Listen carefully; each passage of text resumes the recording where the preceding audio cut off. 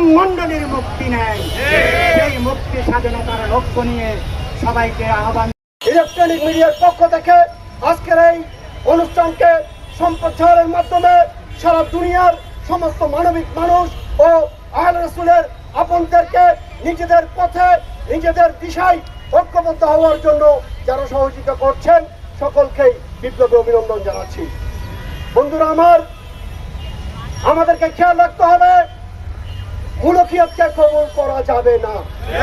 আজকে ধর্মের নামে অধর্ম, উগ্রবাদ, জঙ্গিবাদ কিংবা বস্তুবাদী জাতীয়তাবাদের মাধ্যমে সারা দুনিয়ায় মিথ্যা বিচার, জনমিশ্রণ ভিত্তিক সমাজ রাষ্ট্র প্রতিষ্ঠিত।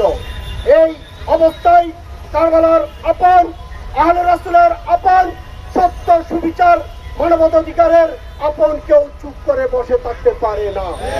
আমাদেরকে সঠিক নেতৃত্বে, যোগ্য নেতৃত্বে, বিশুদ্ধ প্ল্যাটফর্মে ঐক্যবদ্ধ হওয়ার মাধ্যমে সারা দুনিয়া থেকে মিথ্যা, অবিচার, জুলুম শোষণ উৎখাত করে সত্য সুবিচার, মানবাধিকারের আলোকে মানবতার রাষ্ট্র, মানবতার সমাজ যেটা কারবালার আমানত তা প্রতিষ্ঠার জন্য দৃঢ় প্রতিজ্ঞ হয়ে আল্লামা ইমাম হায়াতের নেতৃত্বে এগিয়ে আসতে হবে।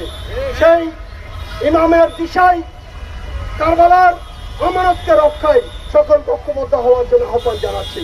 আমরা দৃঢ়কণ্ঠে বলতে চাই, আল্লামা ইমাম হায়াত শিয়াবাদ, খারেজিবাদ সহ সর্ব বাতিলের কবল থেকে সারা দুনিয়ায় অবরুদ্ধ সমস্ত মানবতাকে ঐক্যবদ্ধ করার জন্য কাজ করে যাচ্ছে। আজকে ইমাম হায়াতের বিরুদ্ধে যারা মিথ্যা তহমত দিয়ে আহলে রাসূলের আপনদেরকে নিজেদের পথে ঐক্যবদ্ধ হওয়ার পথ থেকে যারা বিরত রাখতে চায়, তাদের কাছ থেকে বিচ্ছিন্ন হয়ে সমস্ত আপনদেরকে সঠিক দিশায়, সঠিক নেতৃত্বে ঐক্যবদ্ধ হওয়ার জন্য আমি সার্বিকভাবে আহ্বান জানাচ্ছি।